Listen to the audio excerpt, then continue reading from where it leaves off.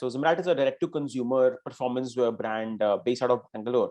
And what we do is we make high-end activewear and performance wear apparel for men, clothing items, and eventually we want to get into footwear also.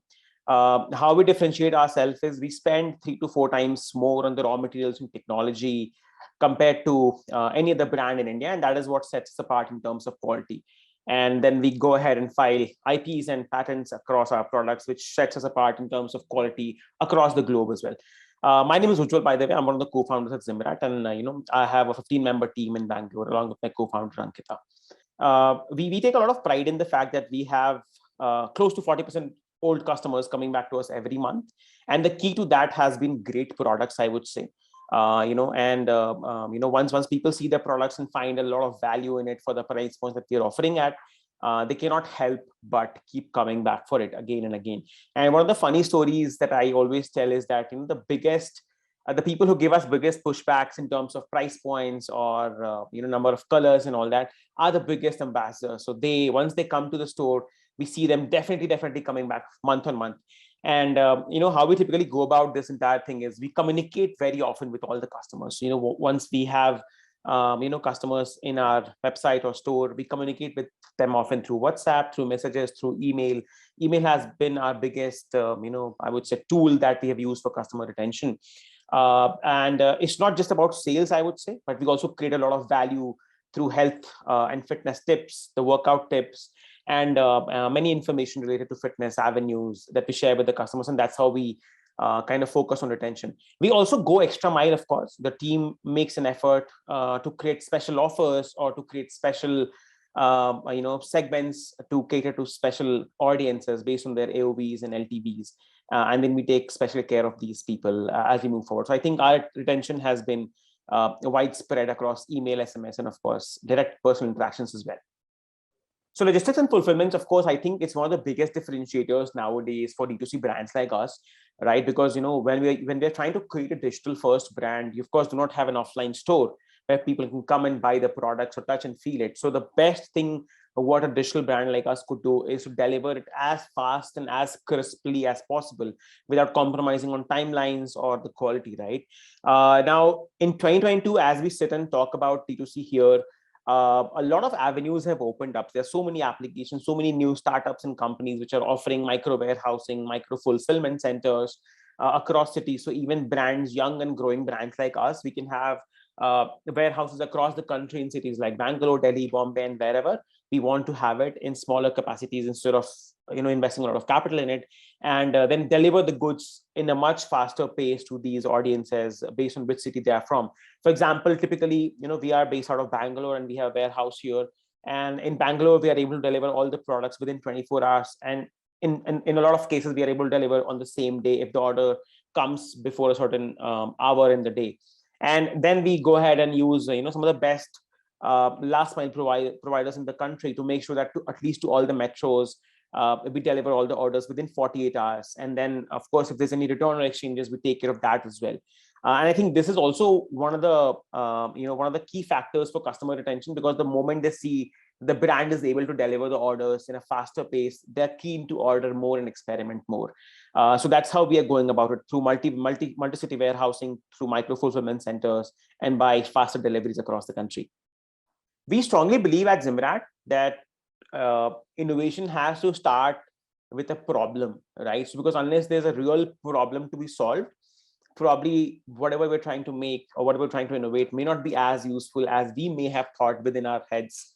So that's why the problem has to be identified in a very crystal clear manner from get-go. And that's what we do. So we as a team are, especially Ankita, my co-founder, and I always have been very, very deep into the community of fitness. And we personally have been very heavily invested into the fitness and sports.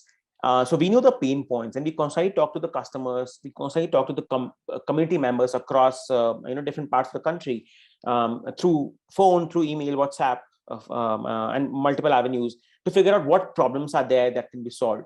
And once you've identified those problems, then we actually take the next step to figure out a solution. That's when the innovation strikes, right? Now, in order to do innovation, especially in our category where we're operating right now, the apparel, it has to start with the fabric, and the treatment that goes into these products. So we have a network of, or I would say we have been able to establish probably one of the most extensive supply chain in this category, which spreads across 4 countries in the world. And then we keep all these supply chain points activated at all points. So whenever there's a problem to be solved, whenever the team, our R&D team has come up with a problem to be solved, we activate these touch points again, and we look at different kind of fabrics, we look at different kind of technologies. We work with the vendors to tweak the fabrics and technologies to come up with specific solutions which would cater to the Indian market. And that's how we, kind of innovate on products and kind of end up launching in the market. The key thing here is there are 2 key things here. One is, of course, the problem solving approach. And number 2 is, no matter how confident we are about the problem and the solution, we always test all the products with at least 50 athletes, 50 coaches across the country, to make sure that the problem that we are solving and the solution that we're bringing is true to its nature and is the right way to go forward. So that's how we go about it, looking at the problem of customers and then solving it through innovation. Of course, there are two key products, or let's say 2 key innovations that we have done at Zymrat so far in couple of months that we have just spent, actually in the last 6 months. And these are proprietary to us. One of the innovation is called the SuperSilva technology, and one is called as the ball cooling technology. Very funny name. Now, using these 2 technologies, just to give you a brief on this, SuperSilva is a sustainable silver ion-based technology which can fight odor for a very long duration of time by killing the bacteria. And the ball cooling technology is a special 3D knitting technique which allows air to flow much closer to your skin. Now, we are bringing both these technologies while we have certain amount of products and SKUs in our store with these 2 technologies, but we are going to be adding multiple products across lifestyle. So we are, for example, in the next couple of months, we are coming up with one of the lightest T-shirt the community has ever seen for running. We are calling it a 100-gram T-shirt. It's a SuperSilva T-shirt. Similarly, we are coming up with a temperature regulated home active category which people can wear at their home or even in the gym and in the entire lifestyle. And the core agenda of us is using these technologies to bring performance into every aspect of life, right? Now, as far as the marketing for these innovative products go, we rely heavily on the community, and we have always believed in the power of community.